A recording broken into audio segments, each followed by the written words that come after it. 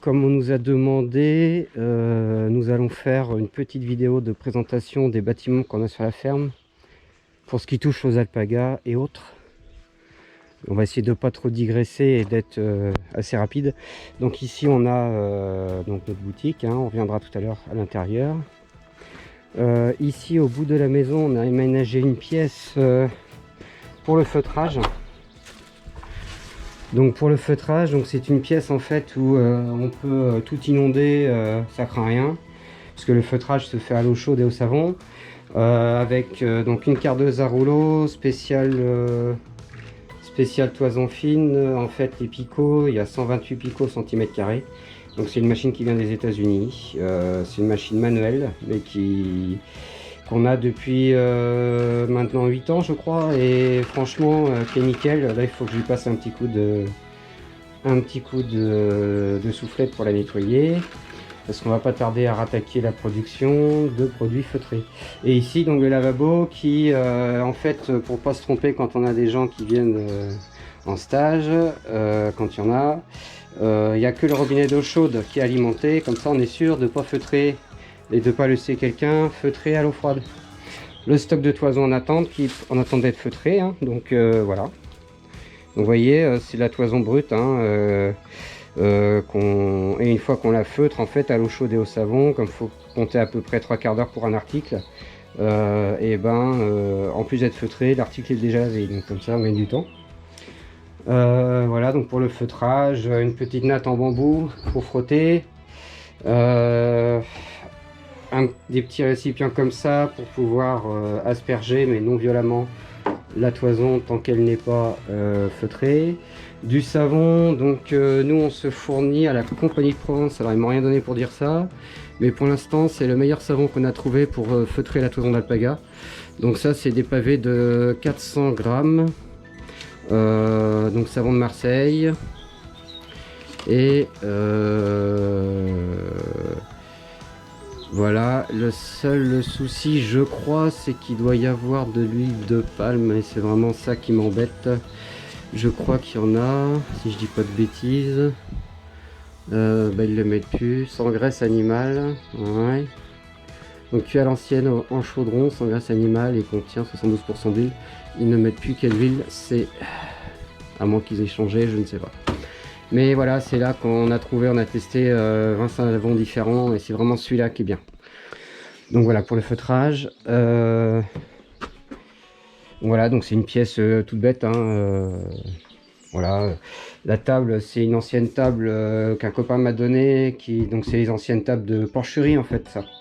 Donc elle a déjà des années, c'est super étanche, hein, c'est fait pour les lavages à grande eau, etc. Donc il n'y a pas de souci, ça bouge pas. Des tréteaux en dessous. Un jour peut-être je m'amuserai à faire un carrelage propre au mur, parce que là c'est vrai que bon, en plus la toison comme on la prend brute, vous voyez tout ça c'est voilà, hein, tout ça c'est les poussières qu'il y a dans la toison. Donc ça sera peut-être bien que je carle un jour. Mais il y a tellement de petites choses à faire que voilà.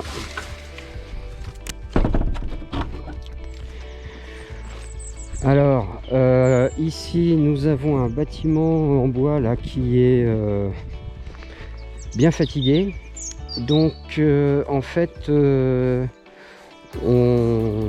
pour l'instant on ne stocke plus grand chose dedans. Vous voyez, hein, il y a quelques piquets, ça c'est du bois que je tourne, du frêne. Et en fait ce bâtiment là on va le refaire, et ce sera le futur atelier couture tricot de Christelle. Voilà. Donc et on va peut-être lui rallonger une travée, je ne sais pas, on verra. Voilà. Alors au niveau du jardin, alors il y a les serres, tout ça vous connaissez, mais je ne sais pas si vous avez remarqué que dans les serres il y a une étante à linge. Alors là pour l'instant on est en retard, hein, sur les semis, tout ça, donc vous n'allez pas avoir beaucoup de végétation. On a quelques ça c'est des plantes kiwi qui poussent. Là c'est des plantes kiwi qui poussent aussi. On fait des mini serres comme ça. Enfin bon, c'est pas pour ça que je vous emmène là, c'est juste pour vous montrer, voilà, l'étante à linge. Alors les tentes à linge, c'est pas pour notre linge, c'est parce que sous la serre, et ben vous mettez une étente à linge comme ça et vous séchez tous vos produits feutrés beaucoup plus vite grâce à la serre, tout simplement. Et en plus, l'eau qui va tomber des articles va arroser en dessous, donc voilà. Donc voilà pour la serre. Autre chose aussi, là on vient de faire un grand bac de culture. Donc il faut savoir que tout ça là, ça c'est du fumier qu'on récupère dans les bâtiments des alpagas. Donc c'est leur déjection et c'est un mélange de paille, de foin, plusieurs déjections. Et parce que nous en fait on les habitue à... Vous voyez, si je creuse, hop, voilà. Donc on les habitue vraiment à faire leur déjection dans les bâtiments, comme ça je peux ramasser les déjections, je les mets à composter et ça me fait un super fumier. Voilà, tout bêtement, donc rien n'est jeté, tout est réutilisé.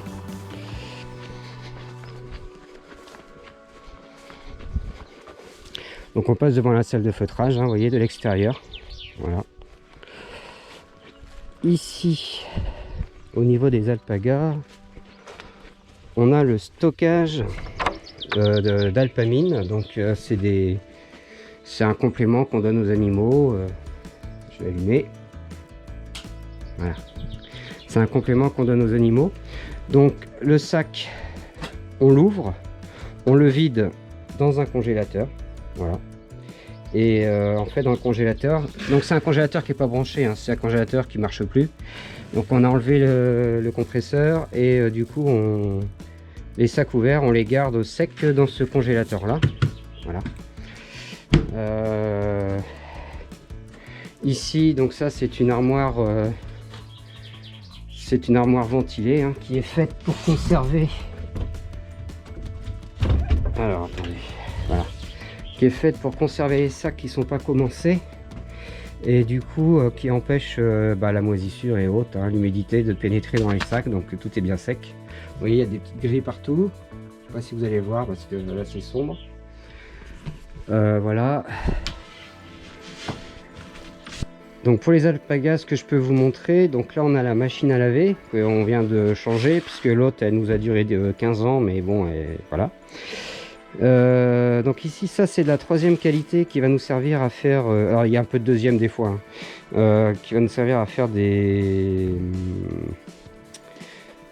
oreillers, des couettes. Et donc on lave toutes ces toisons dans des sacs comme ça, donc c'est micro perforé, donc ça empêche les fibres de partir dans le filtre de la machine ou autre, hein. Donc voilà. Et du coup une fois que c'est lavé, on étend tout sur un drap au soleil ou alors derrière la baie vitrée de la maison quand il fait pas assez de soleil, et ça sèche tranquillement. Voilà. Donc toutes les toisons literies sont nettoyées comme ça. La salle de tonte c'est un peu sombre, j'espère que ça va le faire au niveau de l'image.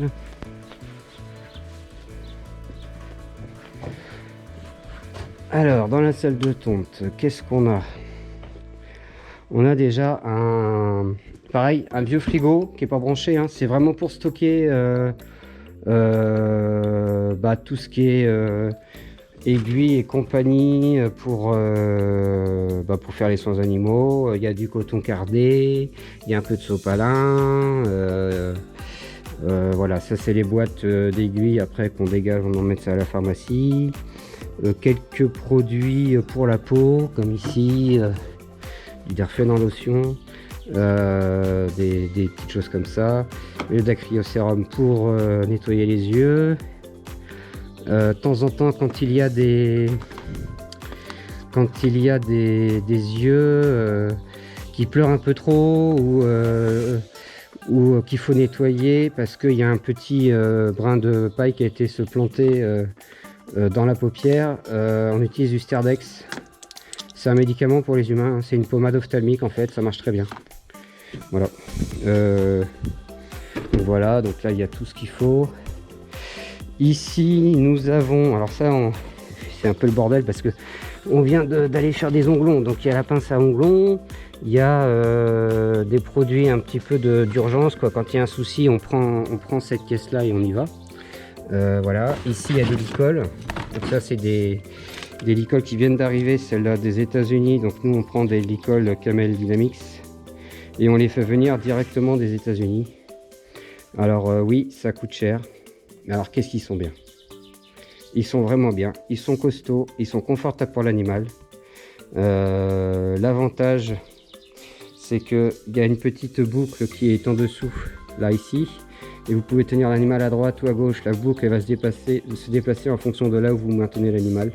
Enfin, c'est vraiment super adapté. C'est de la qualité, hein, il y a du laiton, enfin bon bref, voilà, c'est américain quoi.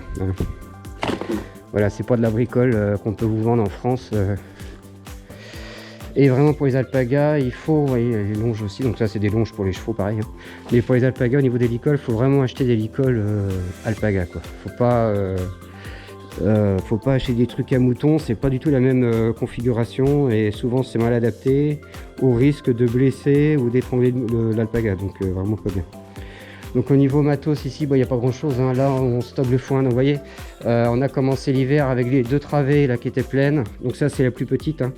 Donc il reste encore tout ça, je pense qu'il doit rester encore à peu près 400 kg de foin facile, tout en sachant que j'en ai déjà pris aussi pour pailler le jardin, donc autant vous dire qu'on a passé l'hiver à 20 animaux, bon ben on va dire qu'ils ont mangé 500 kg quoi, donc ce qui est quand même pas énorme.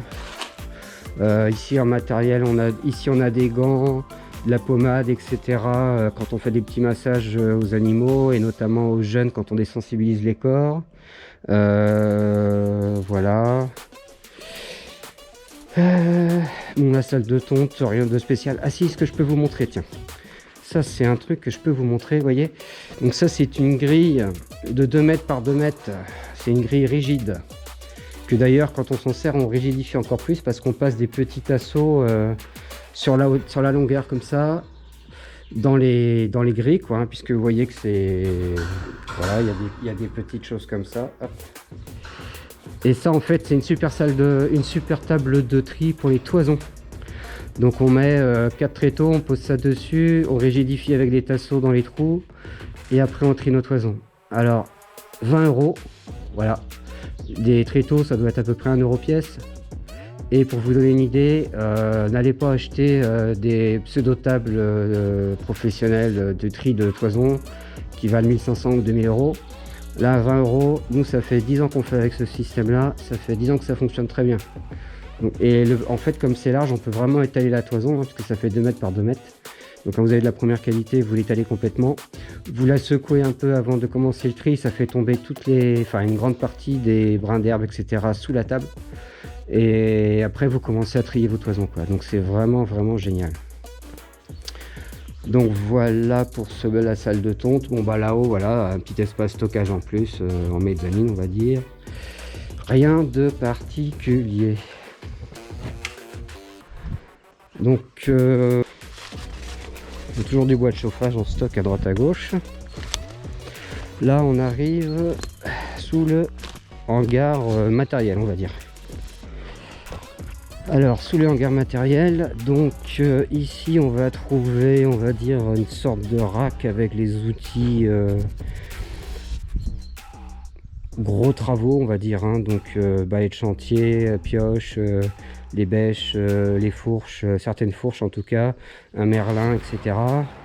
Donc le broyeur, alors quand j'ai des travaux à faire sur les différents matériels, je les mets en bord de hangar, comme ça quand je passe devant je dis ah oui c'est vrai j'ai ça à faire.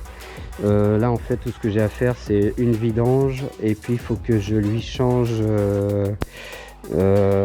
ces jeux de couteaux qui sont flingués, hein. Donc là il y a des neufs d'arrivée, donc il faut que je les mette avant la prochaine saison, mais il faut que je fasse ça là dans la semaine. La fondeuse à bois, donc pour le bois de chauffage, une petite bétonnière. Alors fondeuse à bois, donc c'est une, si on me demande, c'est une 20 tonnes, si je dis plus de bêtises, ça doit être marqué sur, ou 19 tonnes, je sais jamais. C'est une 20 tonnes, c'est une 20 tonnes.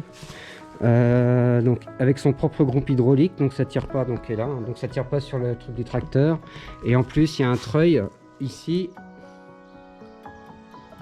Voilà, donc un treuil pour ramener en fait les grumes, avec j'ai mis une pince dessus, ramener les, pas les grumes, ramener les grosses bûches, etc. Donc sur le plateau de la fondeuse, donc ça me fait moins d'efforts. Bon, le bois de 40 qui reste pour cette année, là il y a, bon c'est un peu stockage matos, là il y a du bois de 50, le gyrobroyeur, voilà, qu'il va falloir que j'attelle pour vérifier l'état parce que dans 2 mois on va commencer à gyrobroyer. Le quad et sa remorque, toujours très pratique, voilà, avec son petit coffre. Donc voilà, donc le quad c'est un Kodiak 700. Alors, fera peut-être une vidéo sur le quad si ça vous intéresse, sur l'utilisation d'un quad. Donc ça c'est pas le premier, c'est le deuxième déjà. Le premier on l'a déjà rincé. Faut savoir qu'au début quand on a acheté notre premier quad, on savait pas trop si c'était un caprice de bobo ou vraiment un outil intéressant. Et ben je peux vous dire que c'est vachement intéressant. À la limite, si vous n'avez pas de grosse manutention à faire, prenez pas de tracteur, prenez juste un quad. Quand on est en prairie naturelle, c'est vraiment l'idéal. Ça n'abîme rien, ça passe partout, c'est costaud, ça tracte, ça peut même treuiller puisqu'il y a un treuil devant, enfin vraiment bien. Donc ici encore du bois, voilà. Donc là vous voyez le grand hangar ici, au niveau proprement des alpagas, on va pas dire qu'il sert à grand chose. Donc là il faut que je rentre de la paille, donc elle va être stockée sous ce hangar là. Parce que j'ai plus de paille, enfin j'en avais mais le restant qui me restait, oui, est parti dans le jardin pour pailler puisque elle était plus assez bonne pour pailler les bâtiments. Maintenant j'ai pareil, hein, j'ai pas besoin de beaucoup de paille, hein, parce qu'en fait ils sont jamais en bâtiment quoi, donc à la limite là comme j'ai plus trop de paille, les restants de foin des râteliers je les fous par terre et puis je remets du bon foin quand il y a besoin. Alors ici on a abattu pas mal d'arbres. Et en fait pourquoi? Parce que il y a un bâtiment qui doit démarrer, mais c'est pareil, ça prend du retard parce que avec le Covid et compagnie, les gars ils ont du mal à s'approvisionner en matériel, notamment en bois. Mais on a un bâtiment ici qui va démarrer, qui va faire 200 mètres carrés, qui sera un atelier en fait pour toute la ferme. Parce que pour l'instant on a des ateliers un peu partout et on va tout regrouper ici. Voilà. Alors là-bas de dos on voit le premier gîte qui devrait être fini pour cet été. Bon, on a pas mal avancé. Donc voilà, donc alors on a commencé il y a quelques années hein, avec celui-là parce qu'en fait sur celui-là c'était la maison de la ferme qui était la plus délabrée, puisqu'en gros c'était un tas de cailloux quoi. Donc c'est celui-là qui nous a pris le plus de temps et du coup dès qu'on avait un peu les moyens, on mettait un peu dedans. Donc voilà l'état des avancements. Normalement pour cet été il devrait être prêt. Voilà, donc là-bas il y aura au fond, bon, donc là on est au rez-de-chaussée. Alors ici il y aura ce qu'on appelle la suite parentale avec une chambre. Plus tard là-haut on a laissé les 2 poutres parce que je pense qu'on va faire une mezzanine. Là-haut, voilà, donc la chambre ici. Ici la salle de bain privative. Donc avec la douche là qui est voilà sous le truc élec, le lavabo, les toilettes verre là. Donc voilà. Ici donc là on aura une cuisine avec un retour cuisine comme ça. Là ici, voilà, c'est pour ça qu'il y a des verres qui sortent. Donc là ce sera la table de la salle à manger et le séjour salon, la place du lève-plaque et tout ça là, donc séjour salon et une terrasse en façade devant. Et donc tout ici en bas, tous les murs vont être en chaud chambre, hein. Donc chaud chambre. Et ici à l'étage, bon il n'y a pas encore d'escalier comme vous le voyez. Alors à l'étage ici on va avoir une salle de bain, voilà. Donc le lavabo, la douche, ici. Bon là ce sera un petit local ballon d'eau chaude, VMC, tout ça. Les toilettes ici. Donc c'est petit mais c'est fonctionnel. Donc une petite chambre en haut. Voilà. Donc pareil, c'est pas bien grand mais pour une location pour l'été ou autre, c'est pas mal. Là on ressort du gîte. Donc toute la longère ici on va la restaurer. En fait là on est derrière de dos. Donc là il y avait l'ancienne boutique. Là il y avait un espace stockage. Et là il y avait mon atelier menuiserie quoi, où j'avais toutes mes machines à bois. Donc on va aller en façade, on va vous montrer tout ça. Voilà, donc là on va arriver en façade des deux gîtes. Alors, donc ça c'est mon ancien atelier bois où on avait déjà fait une dalle béton. Bon, il y a les piafs qui recommencent à faire leur nid dans la cheminée, ça c'est chiant. C'est ce qu'on appelle les choucas. Ils sont tenaces. Là j'ai viré tout le vieux plancher, on a sablé toutes les poutres. Voilà. Comme ça on va pouvoir remonter un plancher par dessus, faire un étage. Donc ici ce sera un petit gîte avec en sous-sol. Donc là à la place de la fenêtre, la petite fenêtre, ce sera une grande baie vitrée de 2 mètres sur 2 mètres. Voilà. Ici un petit côté cuisine avec un retour. Derrière une salle de bain, là où il y a la petite fenêtre là, qui va venir à peu près jusqu'à la niche.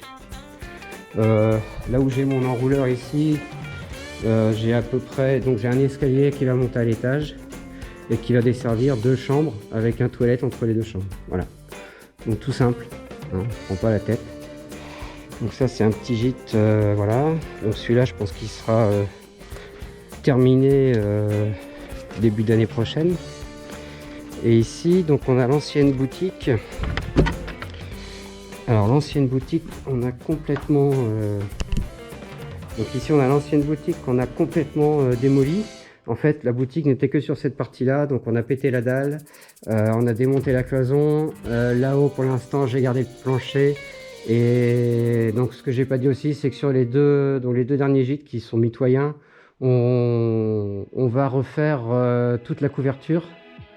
Voilà, ici c'est pareil, donc dans le coin là-bas il y aura une baie vitrée, la cuisine, une salle de bain, une chambre, et à l'étage, une chambre au-dessus du plancher là, une autre chambre de l'autre côté, et un petit coin de toilette là-bas sous rond-point. Voilà, donc voilà, comme ça on aura 3 gîtes. Et du coup là, puisque je vous ai dit que la boutique tout à l'heure allait changer aussi, puisque pour l'instant elle est dans notre maison. Donc la boutique elle va venir ici. Donc là c'est là où est stocké notre bois que nous brûlons, qu'on ne vend pas. Et du coup ici bah, tout va être, on va tout découvrir, faire une charpente et faire la boutique là-dedans. Il y a à peu près 35 mètres carrés pour donner une idée. Je vais essayer de rentrer peut-être pour la lumière, ce sera mieux. Donc voilà, pour vous donner une idée de l'état dans lequel c'est actuellement. Il y a des petits murs en pierre bien sympas. Là on va pouvoir faire une belle partie. Alors là on est plein sud, hein. Donc on va pouvoir faire une belle partie vitrée je pense. Donc voilà. Voilà pour les bâtiments. Et puis bah ça, donc ça concerne les alpagas, puisque la boutique bah, c'est pour vendre les produits de la ferme. Donc voilà. Donc ici il y a la boutique qui est provisoire, hein, puisqu'en fait avant d'être la boutique c'était l'atelier couture de Christelle et tricot, là où elle faisait notamment les couettes, les oreillers, etc. Aujourd'hui c'est la boutique provisoire parce que l'ancienne boutique donc devient un gîte. Et au final cette boutique sera déplacée dans un autre bâtiment une fois qu'il sera aménagé. Et ici, quand on retapera notre maison, parce qu'on privilégie d'abord l'amélioration de l'outil de travail avant de travailler sur notre propre confort. Quand on monte une boîte, c'est d'abord l'outil de travail, hein, notre confort passe après. Donc ce sera notre salle à manger. Donc du coup, le seul truc qu'on a fait depuis qu'on est arrivé ici, là je viens de mettre j'ai mis des néons pour illuminer un petit peu la boutique, et on a percé la baie vitrée qui est là. Voilà, c'est les deux seules choses qu'on a fait pour l'instant dans notre maison. Voilà, donc ici on a le stock de sacs de toison. Comme vous voyez, il y en a pas mal, hein, parce qu'en fait on a beaucoup de deuxième, de troisième qualité. On a aussi un peu de première qu'on n'a pas forcément emmené à la filature. Donc voilà, donc ça prend quasiment une pièce de la maison. Donc voilà, là je sais pas combien de kilos il y a peut-être 400-500 kilos à peu près. Voilà. Ça nous avait été demandé plusieurs fois.